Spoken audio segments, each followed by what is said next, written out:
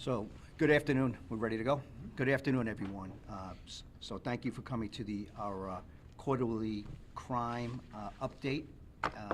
The mayor is going to lead off on this, and then what I'm going to do is answer some questions going down some crime statistics. And then, as we take questions, we're going to make sure that you have all the leaders, as you can see here. And I'll introduce them as we go around the room, but then we can save it for questions towards the end. Is that okay, Mitch? Okay. All right. Mayor? Yes, thank you, Chief. Good afternoon, everyone, and thank you for joining us today. Before we begin, I would like us all to take a brief moment of silence in honor of Officer David Lee, who was tragically taken from us in the line of duty last week.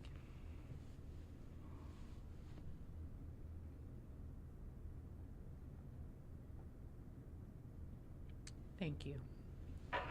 Today, Chief Robert Tracy and his leadership team at the St. Louis Metropolitan Police Department will provide an update on the crime statistics for St. Louis City for the last 3 months. I'm grateful to Chief Tracy and his team for their tireless work to further our vision of transformative public safety in St. Louis. The safety of everyone who lives, works, or visits St. Louis is my #1 priority, full stop. The health and the vibrancy of our city depend on our ability to work, play, explore, and get around without fear.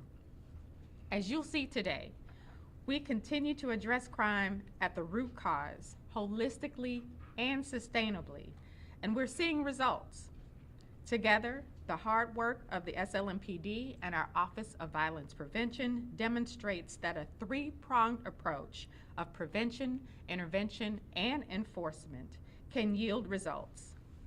This also serves as an opportunity for us to continue to increase transparency in policing so residents can stay in the know and help be a part of the solution as we continue to see a decrease in crime in our city. All of the statistics and the information you hear today are readily available for anyone to find on the new SLMPD website. Simply go to slmpd.org and select Data and Reports on the homepage.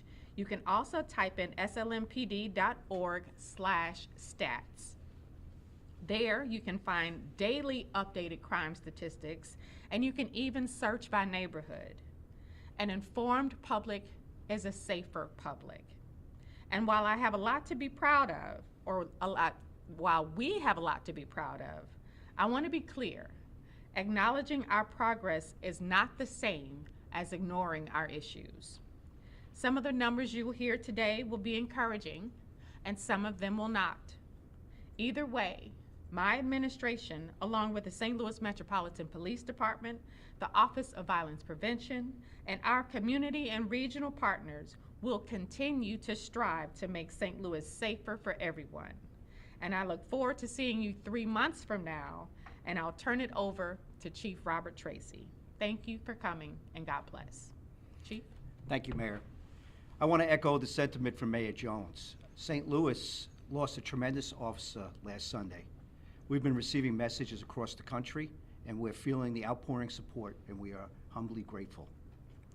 We are preparing for Officer David Lee's funeral, which is this Saturday. We will be sharing details with the community soon about how you can help us honor Officer Lee's life. Please continue to keep Officer Lee's family and the St. Louis Metropolitan Police Department in your prayers. No doubt, officers are grieving, but even during a time of tragedy, officers are working to keep St. Louisians safe. It's what our fallen colleague did with integrity every single day, and what he's done for the last 2 decades. So thank you for all your support as well with the media. As we go around the room, these things, we talk about crime statistics, we talk about some successes, but we certainly have a lot of work to do. We have so much work to do. And keeping with Officer Lee's mission, we will continue to answer calls for service and do the work that we've been sworn to do, protect and serve the city of St. Louis. But that doesn't happen alone. It happens with the civilians, it happens with the sworn officers, the commissioned officers in the St. Louis Metropolitan Police Department. It happens with the clergy. It happens with the faith-based community, the education, the health community, the health services community, civic associations, the community itself, non-for-profits, and of course our elected officials, and with the support of the mayor, we're seeing some successes. but we certainly got a lot more work to do. We got so much more work to do. And I'm going to go into a couple of things, but I'd like you to get to know some of the leadership team, that a very good leadership team that's responsible for helping with the officers and helping us find so many successes and continue the work that we've been sworn to do. But starting with New Public Affairs, Mitch McCoy, if over on my right, your left, is Mitch McCoy. After that, you see the laboratories. Mary Beth Carr, she's our director of a laboratory. Forensic sciences, DNA, all those things that we need to help us solve these crimes and get leads, ballistic information, NIBIN, that comes out of that shop, and they do a tremendous job. And they're at the best standards in the United States, and I appreciate the work that they do each and every day. You have, for investigative services that sees all investigations, you have Major Mike Mueller, who's sitting there in plainclothes detective look outfit with a really nice tie on. And then you got Major Marisi, Special Enforcement, so it takes care of all the special operations of the department. After that, you have Lieutenant Colonel Mike Sack. Mike is overseeing Office of Professional Standards, which is internal affairs, force investigation, and make sure that we're doing things internally, and he does the audits and does the investigations and things we need to do to actually continue to build the public trust that we're doing things the right way for the public and then internally. After that, we have Ryan Cousins, Lieutenant Colonel.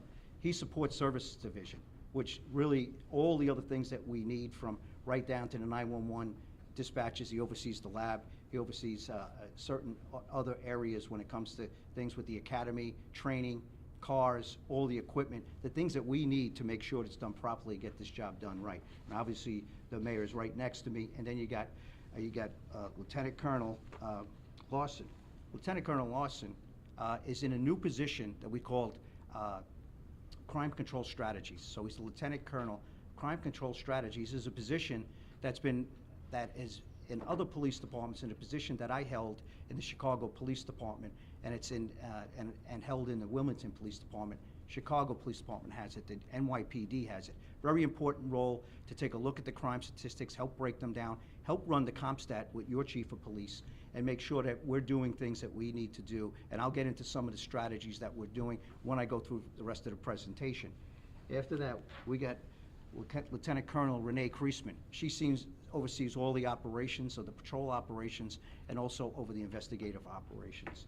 And then when we break things down, as we do, we break it down into smaller pieces, geographical responsibility. We have South Patrol, that's the 1st and 2nd District. And you'll see these on the CompStat reports when we break things out. But we have Acting Major Latricia Allen. So Latricia Allen oversees both the 1st and 2nd District. After that, you get Central Patrol, which is the 3rd and 4th District, which covers downtown, the 4th District, and just south of there in the 3rd District. And then what we have is North Patrol. And we got Donnell Moore, and Donnell Moore on North Patrol, he covers the 5th and 6th District. And that's up in the north end of our area. That's where we have the car that we're doing right now as a dedication to Officer David Lee. If you saw the car out there with the flowers, that's in front of North Patrol. And I don't want to forget about Pierre Benoist's name. So Pierre, we're not going to forget about you in Central Patrol. That brings you out even further, coming back to you. But Pierre Benoist is overseeing Central Patrol, which is a downtown area. And then we got Connor Kerrigan from the mayor's office, who's our communications director. So as we close out the 3rd quarter, there are signs of significant progress, even as we compete with a 10-year low in homicides. Overall crime is down 18% compared to this time last year. We're seeing a decrease in crime. We're seeing a slight increase in the number of shootings, and that's a trend that we're watching closely. We're down 15% in the number of shooting incidents compared to the same time 2 years ago. Juveniles being victim of gunfire is down 14%.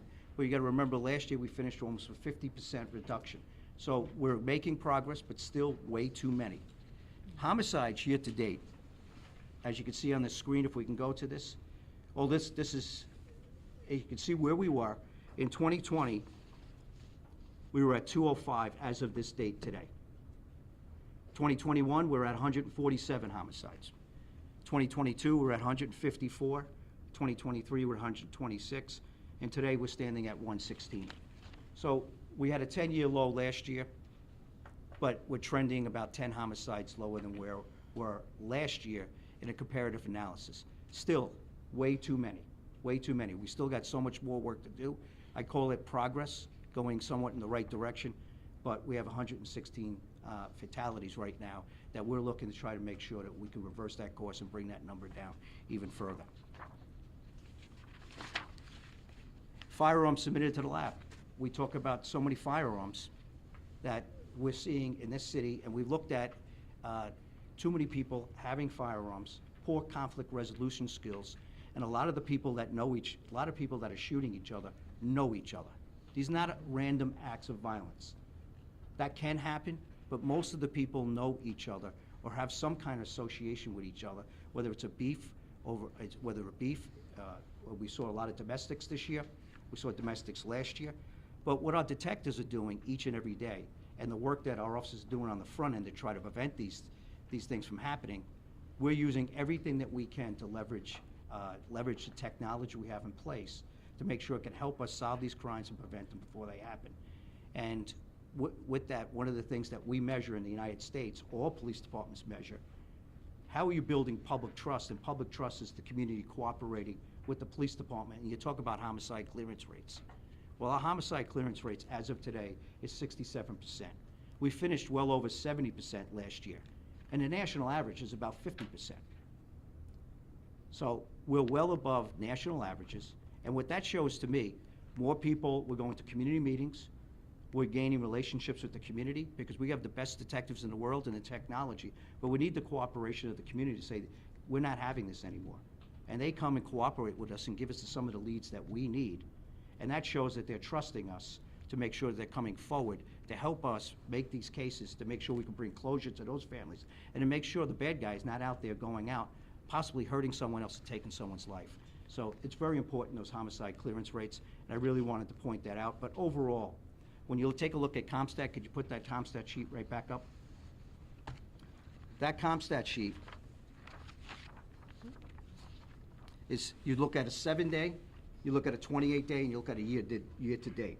7 days goes the same time last year, and what we do is we look at patterns and trends that are emerging. This report is citywide.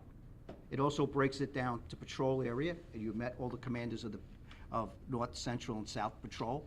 Then it breaks it down to the 6 districts, 1 through 6. And then it breaks it down to the 88 neighborhoods that we have.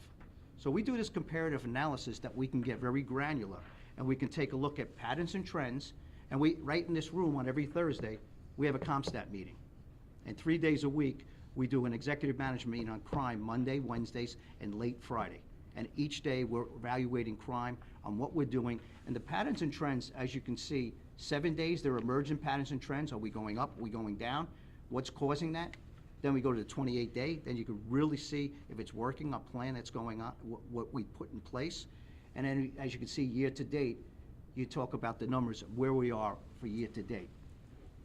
CompStat is business management principles applied to police work, and it has 4 tenets in CompStat. Timely and accurate intelligence that's disseminated to all.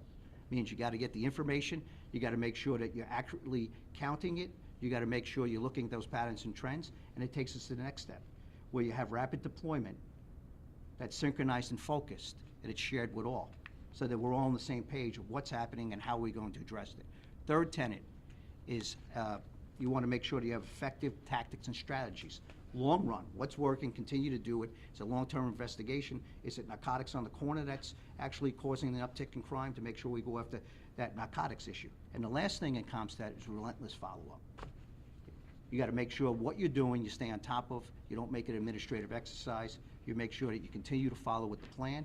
If it works, continue to do it. If it doesn't, we're going to talk about it in this room, and we're going to adjust it to make sure that we can adjust to what's going on out there in the field to make sure we can get our jobs done. So, and there's other things that we're doing. If you look at the burglaries, they're the only thing that we're up year to date right now. And we've had several burglary investigations. And this year, when we looked at the smash and grabs, and we had some crews that were out there that were a little coordinated doing this late at night, we were able to successfully arrest 5 individuals between the ages of 16 and 19 early this summer. And we're in the middle of investigating some of their associates, and other individuals are trying to do the same thing right now, and more arrests will be forthcoming. The thieves committing these smash and grabs cause thousands of dollars of damage, but often get away with a few bucks. And if you have any information about any of these burglaries, please, you know the number, please call Crime Stoppers. With the winter months ahead, please, one thing we ask as a public service announcement, do not leave your vehicles unattended, running, open, gas stations, when you're getting air, or you're leaving your car at the pump. They will take advantage of this, these kids. But the good thing is, more and more of these individuals are getting charged. When we make these arrests, good work by our officers, they're getting charged and they're held accountable. And hopefully we can start bringing that number down, change behavior of individuals that thought in the past they can get away with these things. That's not the case anymore. We're going to hold you accountable, and the rest of the criminal justice system is holding people accountable as well. And I think that's going to change behavior. It's not about arresting everyone, but it's about changing behavior of individuals not to go out and do the same crime. And then with all the efforts, we make sure that we're working with Office of Violence Prevention. We're looking at root causes. One thing, when I came into the city and took over this job, the mayor already had an Office of Violence Prevention in place. And then we're looking at things with the East-West Gateway. And we're looking to go after, looking to look at individuals and work with them to make sure those with the highest propensity for violence, what is going on in their lives, so that we can at least get to them, say you're not going to continue to do this, but we're going to have more of a voice of the community, and we're going to be offering services.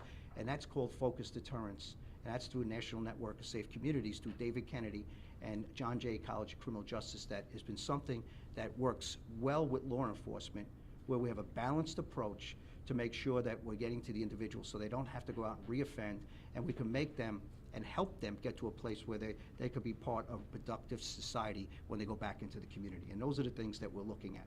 Finally, before we take questions, tonight is National Night Out. We'll be hitting dozens and dozens of locations throughout the city. And you've seen them go up. I don't know if they should be up on our website, so you can see where people are having the National Night Out, where all of us, they'll be back in patrol uniform. We're all in dress uniform right now. But when we go back out there, each one of the commanders, the majors, the lieutenant colonels, myself, we'll be hitting locations in our respective areas. I'll go all over the city, but I want to make sure that we're in this together, and that's about working with the community, building the trust, going to every community meeting, and that's really what's making a big difference. There's no strategy in the world will not work without the community involvement and the cooperation and a partnership with the public. And those are the things that I see that are working, and we're getting better and better at it coming out of the pandemic. Coming out of the pandemic, we can get together for those meetings. So I think at this time, we'll open up to some questions. How are things with hiring officers? Where does that stand, and where does those numbers look like right now? So I believe right now, I looked at the number the other day, you gotta remember it's a little dynamic. Some leave. I've been swearing in officers from other jurisdictions. I'll get to that in a second. But I think we're around 900, which includes the recruits that are in the academy. We have a class that's graduating in November. I think it's about 14. We have a class that's in right now, should be, the amount that just showed up should be about 24, 25. Sometimes they drop out when they get into the academy. And then we're looking at December, where we're looking at putting another academy class in. And the good thing that what's happening, and through the mayor's support, some of the things, our business model of attracting officers and bringing them in, first, economics. Officers were leaving this jurisdiction because of pay. And when the mayor recognized this, and last year we had a collective bargaining agreement where at least we became competitive with the surrounding jurisdictions. And this year we're right in the middle of contract talks on an economic reopener to continue to stay competitive. What that has spurred, there's so many people that left this police department. I've sworn in 23 police officers that left our jurisdiction and now have come back, and they've come back, and that's as big as academy class. So that's number one. People are coming this way. We changed the rules that you can have post-certification from the state or outside the state. We will vet it very well. We will now, for the first time, be taking officers from other jurisdictions where everybody was taking our officers. We're going to do that now. We had a campaign to make sure that we have, that we saw the billboards.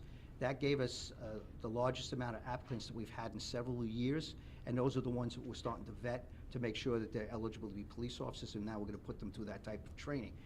I think that all matters, and I think the last thing, and this is where we have a charter, we have a civil service commission, and working with the mayor's office and also working with Department of Personnel, they still have the oversight. But right now, we're competing against so many other police departments for a small amount of pool of police officers. We actually, when we get the applicant, we call them the same day. We call them, if not the next day. Sometimes we're waiting a few more weeks, but we don't have that luxury anymore. We don't have a list to pull from.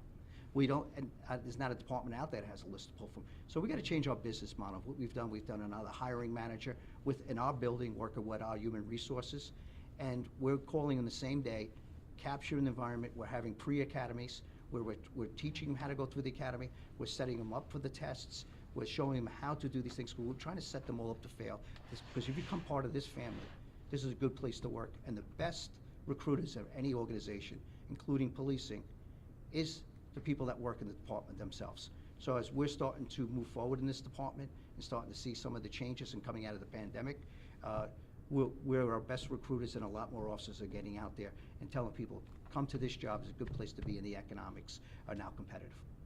You mentioned the 900, Chief, but that includes those in the academy. How many are commissioned walking the streets? Well, commissioned, I'm a commissioned police officer, so I'm out on the street, so depends how you're asking that question. We have 24 in the academy, 14, so minus 38, you could take that down to the number of commissioned police officers. Like I said, that number's dynamic. I think this week, Friday, I might be swearing another police officer in, and some might, and we also have a person that's retiring. So don't hold me to the exact number. I'm going to give you approximates, because every day I look at it, it changes. But it stays, that's somewhere where the number should be. Chief, what is the progress when it comes to repeated juvenile offenders and youth violence in the city? What has worked and what has not worked since you've been here? Well, do we remember the Foundry last February? There was an incident where some juveniles were arrested that were out late hours. And then at the same time, when the officers made arrests, they were breaking into cars. At another time, another car passed by, and then there were shots fired at our police officers. So it looked like the two kids that we arrested, we did release back to their guardians in the street. And it certainly came a cry, why are we doing that, when they just shot at the police officers? There was different individuals. They could have been associated. We couldn't prove that. But when you're out, and you're out with firearms, and you're out late at night, this is when we pick these kids up. We put an MOU in last year, and it was covered in the news media last year. We did it pretty quickly with the juvenile courts, and we actually wanted to make sure that we followed our policy right. We updated the policy with the juvenile courts and the Juvenile Justice Center, and we made sure that we can bring these juveniles in, because we got to figure out what's going on with them. We got to figure out if they're out late with a firearm late at night. We want to get them the help, and you can't get them help if you release them in the street, because you're going to release them to a guardian in the street, but you don't know what's going on with that family. So some of those things started to work. Some of the things, our juvenile shooting incidents actually went down, because I think the system now was actually changing behavior, that you're not just going to be released in the street if you're out late at night. And also, it actually puts some accountability back on the guardians. The other thing that we're doing right now, which the mayor signed into law, is that we were able to have a concealed carry. If you have to have a concealed carry permit to open carry. So the state law had allowed that. We were able to put an ordinance in that the mayor signed off on, that if you don't have a concealed carry permit, you can't openly carry in the city. So we can approach you, we can summons you or arrest you, depending on the circumstance, if it's a stolen gun, if you're resisting arrest, if you have other charges, or it's armed criminal action.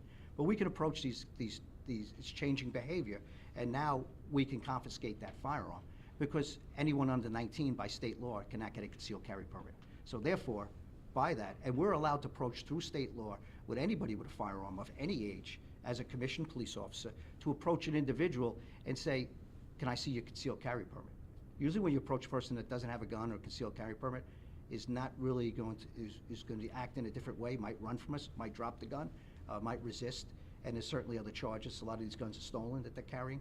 So right now, that word has gotten out, and then when we bring them into the Juvenile Justice Center, we're actually going to hold them, wait for the parents, we're not going to release them in the street. So that has changed, where sometimes they ask us to call X-book them in the street. It's not perfect. We're still working on some of the kinks, but more and more now they're being held accountable when we bring them into the Juvenile Justice Center. And I think that's making a difference, where now they just can't the children cannot be running around open carrying in our city. It's against the ordinance, and we will follow up with individuals. So Chief, you have you a said that ballpark you on. could make the arrests or could issue the citations. Do you know how often your officers are using that new ordinance to either cite or confiscate a gun that someone is carrying without a concealed carry permit? It certainly makes us able to approach an individual, especially if we see reasonable suspicion from our experience that that person's a juvenile. A lot of times it does lead to other charges. Don't get me wrong, we're absolutely, there's armed criminal action that we already have. You're committing another crime with a firearm, that's an additional charge for carrying a firearm, even if you had it illegally, but if you're gonna commit a crime with it, that's an additional charge. Those numbers, I would have to get back to you, of the exact numbers, but I know we're using it more and more. And even when we looked at 4th of July, when we had a lot of juveniles that were out there, you gotta remember, we made 39 gun arrests that week after 4th of July, and we made 21 downtown. And a lot of them, Pierre, a lot of them were juveniles. Correct. And those are some of the things where we made sure, can we get them into the system on an ordinance charge? And a lot of these guns, once they're stolen, that's an additional charge with a juvenile. We've obliterated serial numbers. We find out when we test fire these guns are actually been used in other shootings. That's why National Integrated Ballistic Information Network is so great, and that's why we use ShotSpotter here, gun acoustic technology. That's why ShotSpotter is so important, because even on when no one's hit, when we pick up those shell casings, we have evidence, we have video. If that gun's ever used or used in another scene, it actually gives us people that might be involved in the violence, and that's helping bring in trigger pullers off the street. So guns are a big issue, and how we can address people with guns, while we're staying within state law, but we have an ordinance now that can help us out, and at least address where we talk about the juvenile issues that were brought up. And I think, and that's about protecting these juveniles. A kid carrying a gun is at that age, you know, anybody carrying a gun at any age, but your frontal cortex is not developed to at least 26 years old. Do you really want 13, 14, 15, 16, 17-year-olds running around with open carry guns? It just doesn't make sense to me, and it's not done in other cities, and we're trying to restrict that in our cities properly and using this ordinance. Chief, you noted that shootings are up 7% overall, and I was looking at the stats this morning, and it looks like that's mostly accounted for in the 3rd and 4th district. So I'm curious what you're noticing about that trend and what you're doing about it, if anything. So I talked about this room, CompStat. We meet with the 3rd and 4th district. We all meet together. We look at areas that's happening. We're looking at individuals that happen. Sometimes this can be. We saw a lot that some of these shootings that were happening. Some of them are domestic. Some of them know each other. So, and then some of them can be over. Some have been over narcotics, but it's not overwhelming over narcotics. But when we start to see those type of situations and where they're happening, we do directed patrols in those areas. We look at where we can be at the right time. But some of these individuals we start identifying, and then we can actually start to look at who are the ones with the highest propensity for violence, and then make sure that who their associates are that are in that. And some of them are going to go out and continue to commit crime. So we actually know who a lot of the players are. And then when they do the shootings, there's information that comes with that ballistic information where there's things left at the scene. And the forensics, we're getting a lot more trigger pullers off the street on non-fatal shootings and or fatal shootings, as you saw the clearance rates on the homicide. So what we have to do is we have a plan. We try to find out what's going on, who's involved, who's the witnesses, what is the area, and basically we work every investigation as it. That's why you have non-fatal detectives in each district, because then you have robbery detectives, you have burglary detectives, you have low felony detectives. But that's why we prioritize it, because carrying firearms and using it is a dangerous thing in this city, and we're going to continue to work on it. We investigate them fully, and hopefully what we continue to do, hopefully it'll start to come down towards the end of the year and into next year. Hello, I have two questions, one for the mayor and then for the chief. First, Mayor, the number of homicides are down in the city of St. Louis, and as you mentioned, one life is too many. But can you talk about the incredible work that the police department is doing, and how the community must continue to work to help bring these numbers down? And then second, chief, can you talk about how officers put their lives on the line every day, and we just had an example with the officer, David Lee. Absolutely. Mayor. Well, as I said earlier, while these numbers are encouraging, it's not a time to celebrate. It is a time to applaud the work of the St. Louis Metropolitan Police Department, as well as our partner organizations, our Office of Violence Prevention, and the many organizations that we fund on the ground, because we realize that people closest to the problems are closest to the solutions. And so it's an all hands on deck approach. All of these things are working together to collectively reduce violence. And also when the police department is able to increase its closure rates, as the chief talked about, it was close to 70% last year. That gives the public more confidence in our police department, and it also brings them closure. So we're rebuilding trust in our community, and letting them know that once we get this information, we work as hard as we can to solve these crimes and bring them closure, but also working with our partner organizations, our OVP, our police department, collectively to bring violence down.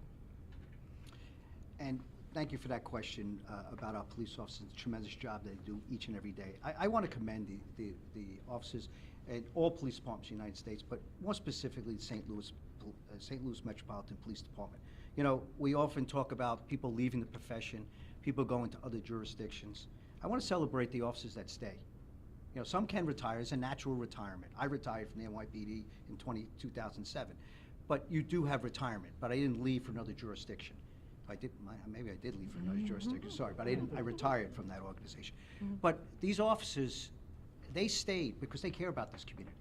And they go out and do their job each and every day. And they were under tremendous pressure. I mean, you can go back to this region, and you can go back to Ferguson. You can go back with Shockley. You can go back to the pandemic and everything that happened after George Floyd. This place has been going under a lot of duress and trying to build trust with the community for 10 years.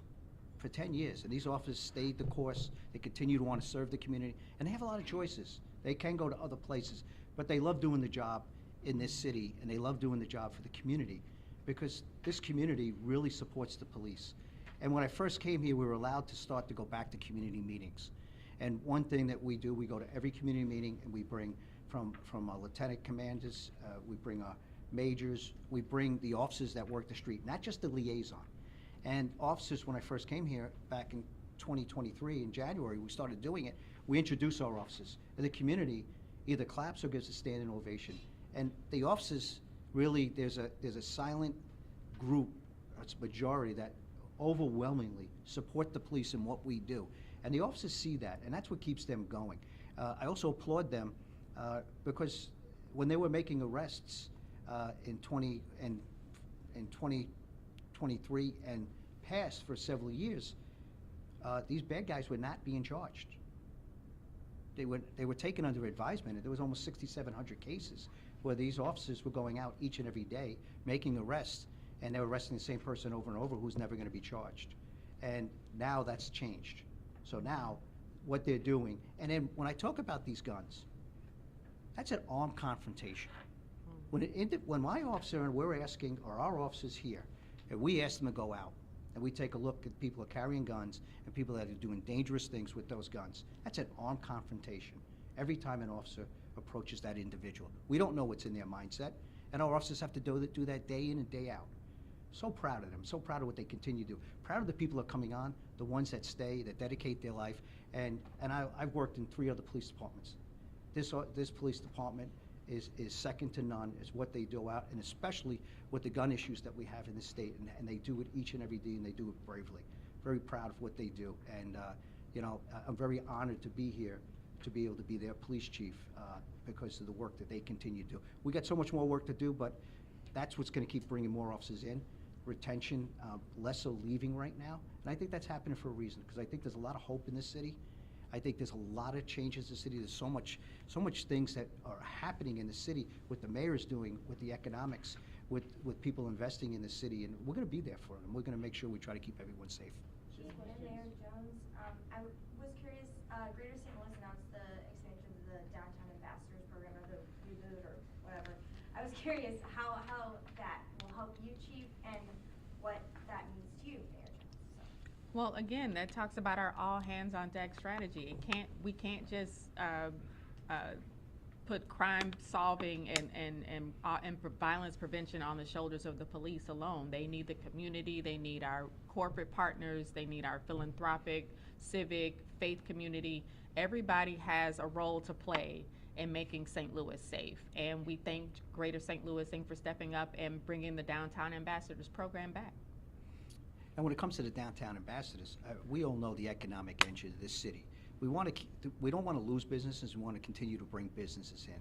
And we want to make sure people are safe when they come to work, safe when they're tourists, and safe for our residents when they want to enjoy downtown. So we all get to do it. And also, that economic engine, if we can make sure that we can make things safer downtown, that also creates the jobs for everybody in the region. So everybody benefits from that. It's not downtown versus other parts of the region. Downtown is the economic engine that we all use to do these type of things. And these ambassadors, it's just seeing another person out in an official type of jacket that actually can just go up and you can ask them questions. It makes people feel safer. It's more presence down. It's an omnipresence that's down there. We're not asking them to do the job of police officers because we already know the type of training that has to go into that. But it certainly is a force multiplier of people that are officials that care about downtown and the investment they're doing it.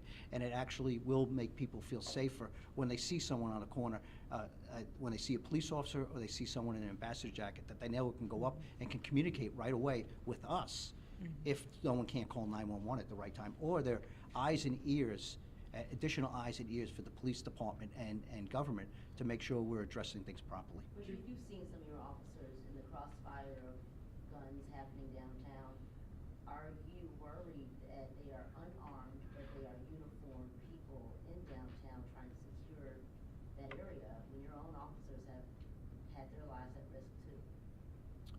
You know, it's been sensationalized, a couple incidents downtown, but when you take an overlook at what's going on downtown, if you take a look at this report, you can pull it up by neighborhood, downtown or downtown west, if you want to look over it coming closer to, we're down 50% in overall crime compared to where we were 2 years ago. That didn't happen by accident. And now building off it with these ambassadors, you know, they're not going to engage with individuals with firearms. That's not their job. Their job is to report.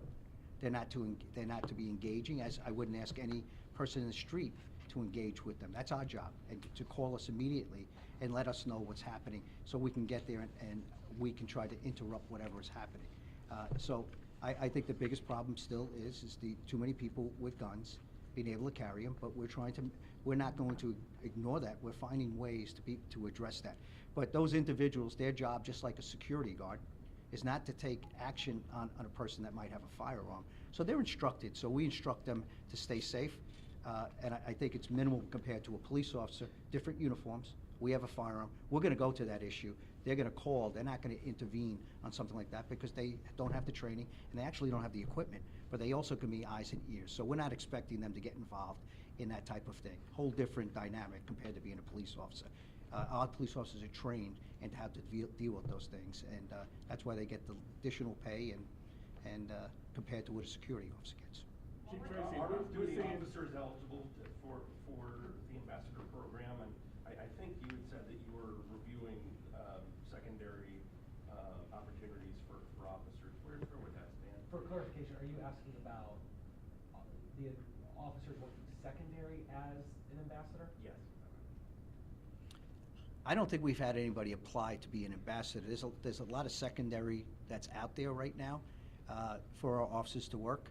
I haven't seen anybody sign up to be an ambassador. I'd have to take a look at that. So, in all fairness, I have to make sure that I'll take a look at that. But nobody has, to my knowledge right now, has signed up to be a secondary, because I'm not too sure. That's one of the things that there's insurance issues, and if they've signed up, and they're approved vendors, and each and every approved vendor, the Office of Professional Standards looks at that we can let officers work at. And I'm not sure right now through the ambassador program, and that would be Lieutenant Colonel Michael Sack from Office of Professional Standards can answer. So I don't think they're an approved vendor that we can work right now.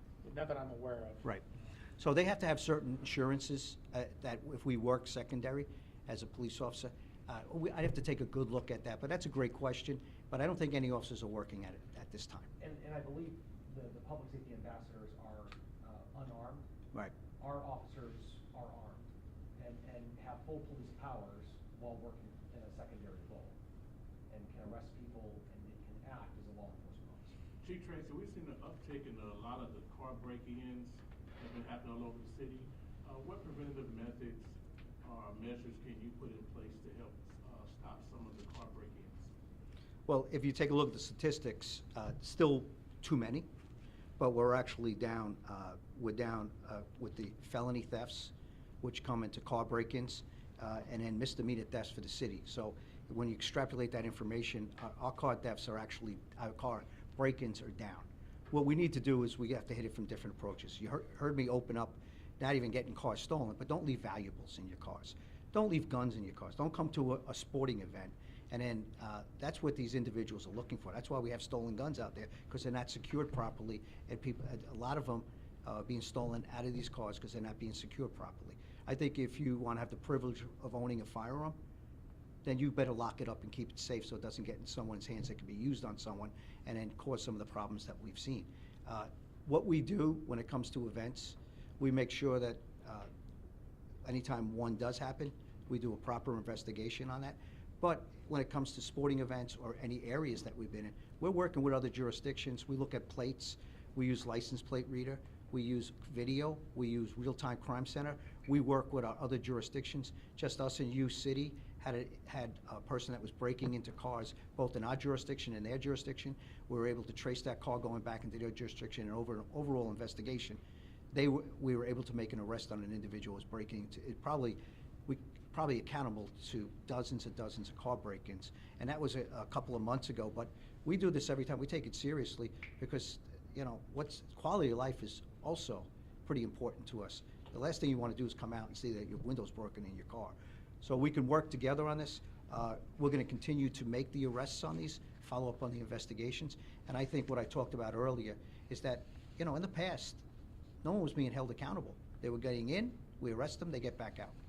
Behavior's changing, and when we can get multiple charges against individuals or groups that are doing this, we're going to make sure we do that. Sometimes they're juveniles out late at night. When we do make arrests on them, we'll make sure that we get them into the juvenile justice center so we can get them the social services and the work to see exactly what's happening in that home environment. Why are they out? Why are they doing this? And who's watching them? So, 3 more questions. Chief, can you explain how shooting incidents and victims are up, but murder is down, and even going back to 2021, you know, murder is down significantly, but shootings are flat from that year? Is it, are fewer people shooting to kill? Is it just luck on the victim's part? yeah, the dynamic usually when shootings and homicides sometimes stay together. When the shooting incidents go down, that's why it's so important. We're in 3 days a week. We look at every shots fired call on our executive management meetings. We look at all NIBIN information that comes back from picking up the shell casings, and we want to make sure we get that trigger puller, because we're seeing the same type of gun, the same gun being used at several different places. Not all with a non-fatal shooting or a homicide, but sometimes they use a celebratory fire. Sometimes they shoot at a rival's house or a beef that they have someone's. So when you see this, this is somewhat, it's about 7%, 6%. So the number is not large, you really want to see both of them going down. But I think staying on top of behavior of individuals who know we're picking up the shell casings, we're making sure we're tying into people that have done other shootings. Hopefully it'll just start going in the same direction. And, you know, the homicides keep coming down because I believe there's individuals that will go out and continue to shoot and continue to do this type of crime out there because, you know, they're running around. But our detectives are doing a great job on non-fatals and fatal shootings. That are the people that tend to use it to kill somebody, we're making those arrests on those individuals. So a longer period of time, the longer we continue to do this CompStat report, we can dig into some of the numbers. But I'll take the one, I'm not happy with 114, but we're trending less than last year. And the biggest thing in CompStat is to make sure you look at every shooting and make sure that you have a proper investigation to try to resolve the shooting so that person doesn't go back out there again. So, yeah, you saw the numbers up a little bit, but you see it's even, and it's from 2 years ago, it's down. So last year, we did very well last year. If it's somewhat closer going down, that's where I want to be. You're not seeing a big spike. Chief, can you talk about the 3 women struck by a car and injured in downtown